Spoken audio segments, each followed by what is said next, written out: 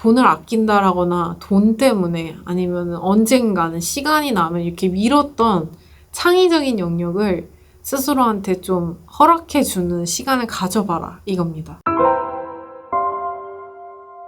네, 오늘 17번째 책 소개를 맡게 된 새로운 챕터를 여는 신사 챕터스 모임장 시아입니다. 오늘은 또 다른 인생 책인 아티스트 웨이를 소개를 시켜드리려고 이렇게 가져왔습니다. 되게 유명한 책이죠. 줄리아 캐머런의. 저는 이 책이 좀 답답하고 길을 잃은 것 같을 때 읽고 나침반처럼 방향을 이렇게 잡아주는 책이어서 굉장히 좋아하는데요. 오늘 소개시켜드릴 수 있어서 굉장히 기쁜 마음입니다. 이 책은 저자를 소개해줄 필요가 없어요. 그냥 책 자체가 굉장히 마법 같은 책이기 때문에 그럼에도 하나의 키워드만 전달을 드린다면 변화의 여왕이라고 불린다고 합니다. 그래서 마음이 좀 혼란스럽고 힘든데 내 스스로 변화를 어디로 걸어가야 되는지 뭐가 문제인지 찾고 싶으신 분들이 계실 거 아니에요. 저희가 수많은 자기계발서가 있지만 그것도 좀 질리고 그 책들은 사실 저자들의 성공이나 이런 성공담을 통해서 이렇게 하세요, 저렇게 하세요 이런 말들이 있는 경우가 많으니까 나는 그런 세속적인 성공이 아니라 내 마음의 변화와 내 인생이 어느 쪽으로 가야 될지에 대해서 나 스스로에게 묻고 싶다. 그런 도구 같은 책이 있었으면 좋겠다라고 한다면 이 책입니다. 아티스트 웨이. 제가 이 책이 나침반 같은 책이라 했잖아요.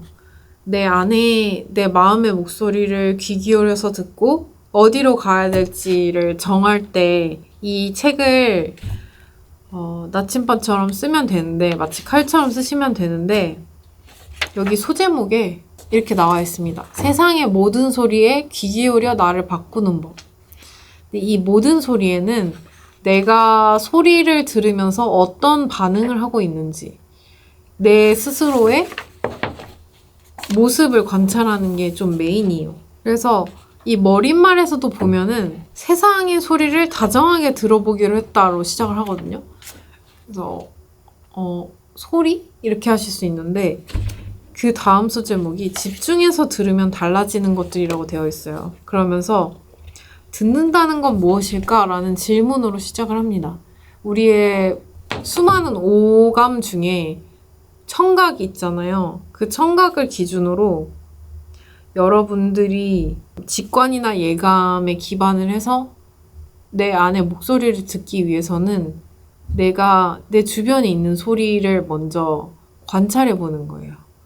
내 집과 내 직장과 내 산책길에서 어떤 소리가 들리고 있는지 그거를 통해서 내 마음이 어떤 상태고 내가 어떤 소리를 굉장히 거슬려 하는데 그걸 참고 있고 그래서 그걸로 인해서 스트레스를 받고 있었구나 라는 것들을 좀 확인해 보는 그런 방법을 주거든요. 이 책은 되게 기쁜 게 그런 흔한 자기계발서가 아니라 좀 에세이 느낌의 도구 같은 책이라서 제 얘기를 들려드릴 수 있다는 게 굉장히 기쁜데요. 저는 이 책을 통해서 알게 된 게 제가 소리에 굉장히 민감한 사람이란 걸 알게 됐어요. 예를 들면 저는 큰 소리를 좀 안 좋아하고요. 근데 이걸 통해서 알게 된 거는 조금 의아하실 수도 있지만 저는 저희 어머니 목소리가 그렇게 큰지 몰랐어요. 그리고 같이 사는 동안 그 목소리의 볼륨이 너무 큰 것 때문에 제가 좀 괴로웠다라는 사실을 알게 됐거든요. 그러다 보니까 엄마를 좀 이유 없이 미워하거나 이럴 때 내가 왜 이러지? 라는 좀 죄책감이나 좀 스스로에 대해서 싫은 마음이 들 수도 있잖아요. 그런 부차적인 것들이 다 정리가 되더라고요.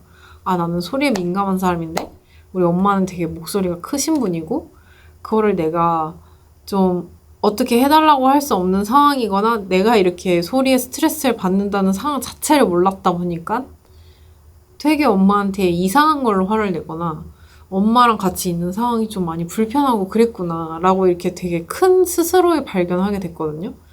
그래서 이런 가족뿐만 아니라 이 책에서도 나와 있는 게 이 책의 저자는 강아지를 키워요. 그래서 강아지가 밥을 먹는 소리나 물을 먹는 소리 찹찹찹찹 차차차 물을 먹는 소리?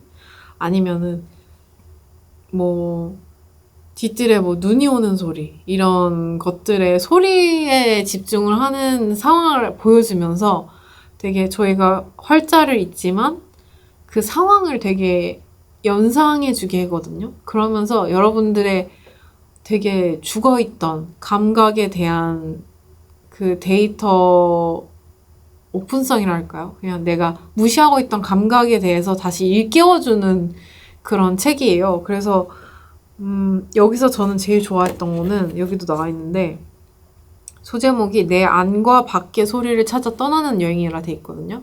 그래서 지금 차에서 들으시는 분이라면 뭐 차에 엔진 돌아가는 소리, 에어컨 나오는 소리, 아니면 뭐 걸어놓은 십자가 목걸이나 염주가 흔들리는 소리, 아니면 창문 밖의 바람 소리, 이런 것들에 대해서 내가 어떤 마음을 가지고 있는지 한번 관찰해 보시고 지금 잠깐 제 영상을 끄셔도 좋고요. 그리고 여기서는 묘사된 예시가 우리는 모두 듣는다. 정말 다양한 방법으로 듣는다. 과거에는 습관적으로 차단했던 소리를 주의 깊게 받아들이면 예기치 못한 기쁨을 맛볼 수 있다. 나무 위 새들에 매혹되고 부엌 시계의 째깍거림에서 규칙성과 안정감을 느끼기도 한다. 개 목걸이가 물통에 쨍그랑 부딪히는 소리는 결연한 삶의 의지마다 떠올리게 한다. 이렇게 하면서 저희가 소리에 어떤 감각을 느끼고 있는지 일깨워 주거든요. 저는 가장 와닿았던 거는 시계 째깍거림이었어요. 저는 소리에 민감하다 그랬잖아요. 그래서 시계의 그런 째깍거림도 굉장히 좀 그렇게 좋아하진 않는 편인 것 같아요. 그렇지만 안정성이 느껴진다라는 측면에서는 명상을 하기에는 좋은 소리라고 생각을 해요. 그러면서 그러면 아내의 소리를 듣는 방법은 어떤 걸까요? 예, 더 높은 자의 귀 기울이는 연습을 하다 보면 그보다 더 깊은 곳에서 들리는 소리도 들을 수 있다라고 저자는 말하거든요. 예를 들면 우리 곁을 지금은 떠난 사랑하는 이들의 소리도 들을 수 있고 그리고 더 많은 사람과 연결되는 능력을 얻을 수 있다고 해요. 그리고 덧붙여서 침묵은 가장 높은 차원의 대화다 라고 얘기를 하면서 듣는 연습이 이렇게 한 단계 한 단계씩 진행이 된다라고 설명을 해줘요. 이 책에서는 이제 6주간의 듣기 수업이라고 시작을 하면서 여러 가지 도구를 얘기해 줍니다. 제 시간을 짧게 해야 되기 때문에 말씀을 드리면 첫 번째는 방금 말씀드린 소리를 듣는 것들을 기록을 해보는 거예요. 내 주변에 어떤 소리가 들리고 내가 그 각각의 소리에 대해서 어떤 반응을 가지고 있는지 솔직하게 제 예시를 말씀을 드렸고 그리고 그 다음은 나 자신의 조언에 귀를 기울이는 거예요. 누구한테 답을 찾지 마시고 어떤 영상도 찾지 마시고 너의 생각은 어때? 라고 스스로한테 물어보시는 거죠.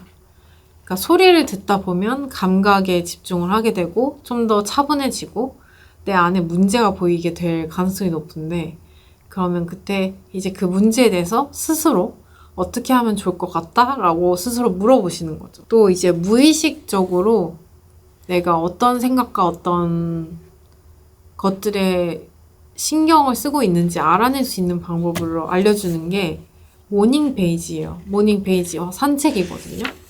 그게 전부인데 이 책의 전부인데 모닝 페이지는 간단합니다. 일어나시자마자 옆에 흰 노트나 펜을 하나 두시고 주무신 다음에 일어나자마자 1시간 동안 무의식이 굉장히 많이 깨어있는 그 시간 동안 그냥 떠오르는 걸 그냥 빠꾸 없이 쓰시는 거예요. 빠꾸가 없다라는 거는 쓰다가 이게 어떻게 보일까라거나 뭐 맞춤법이 틀렸다거나 아니면 띄어쓰기가 틀렸다거나 이런 자잘한 것들을 다 잊으시고요. 그냥 떠오르는 대로 뭐 예를 들어서 일어났는데 지금 너무 졸리다. 또 출근을 해야 되는데 모닝 페이지가 무슨 소용이 있을까? 그래도 이거 시작해보니까 소리 듣는 거를 하게 되고 소리를 들으니까 좀 마음이 편안해지는 것 같다. 그리고 요즘 엄마가 뭐 용돈을 달라고 하는데 솔직히 모르겠다. 뭐 이런 식으로 그냥 떠오르는 대로 계속 쓰시는 거예요. 그래서 여기서는 한 두세 페이지 정도 쓰라고 했던 걸로 기억을 하는데 분량은 상관이 없고요. 그렇게 쓰면서 내 안에 내가 이렇게 눌러놨거나 좀 남한테 얘기하기 힘들어서 미루고 있던 좀 내 안에 에너지를 많이 소모하는 문제를 스스로 꺼낼 수 있게 해주고 그 다음이 산책이거든요. 산책을 주기적으로 하면서 소리도 들으면서 내가 그렇게 꺼낸 문제에 대해서 스스로 대화를 하면서 자연스럽게 답을 찾는 거예요. 그리고 하나 더 있습니다. 마지막으로. 아티스트 데이트라는 거를 추천을 해요. 아티스트 데이트가 뭐냐면 여러분들 다 내부가 예술가의 기질이 있는데 저희가 먹고 살다 보면은 그런 것들을 꺼내서 쓸 게 없잖아요. 예를 들면 그림을 계속 그리는 화가한테 제 기억으로는 류승범 씨가 너는 어떻게 이렇게 계속 그림을 그려라고 했더니 우리는 어렸을 때는 다 그림으로 얘기했어. 나는 내 얘기를 그림으로 하는 걸 멈추지 않았을 뿐이야 라고 얘기를 했던 걸 기억하거든요. 그래서 저도 굉장히 어렸을 때 그림을 많이 그렸고 그림으로 상을 받았던 적도 있는데 생각해보니까 활용이나 보상에 따라서 그냥 안 하고 있는 예술적인 부분이 분명히 있더라고요. 그래서 아티스트 데이트는 뭐냐면 이 아티스트 뜻처럼 여러분들이 뭐 전시회를 가든 아니면 그림을 그리든 춤을 추든 좀 내 안에 내가 뭐 돈을 아낀다라거나 돈 때문에 아니면 언젠가는 시간이 나면 이렇게 미뤘던 창의적인 영역을 스스로한테 좀 허락해주는 시간을 가져봐라 이겁니다. 그렇게 해서 여러분들의 자고 있던 감각적인 것들을 한번 깨워보는 시간을 가져라 라고 얘기를 하거든요. 그래서 시간이 좀 타이트하게 하려다 보니까 좀 모자란데 이렇게 보시면 듣기 연습 어떤 질문들이 있고 여러분들이 직접 하는 그런 실습란 같은 게 많이 있어요. 듣기 연습 같은 것도 있고 그래서 저는 이걸 직접 다 해봤던 게 굉장히 도움이 많이 됐거든요. 그래서 이 책은 제가 저번 주에 말씀드렸던 신경끄기 기술처럼 꼭 집에 한 권씩은 있으셨으면 좋겠고 가족들이 있다면 가족마다 한 권씩 있었으면 더 좋겠고요.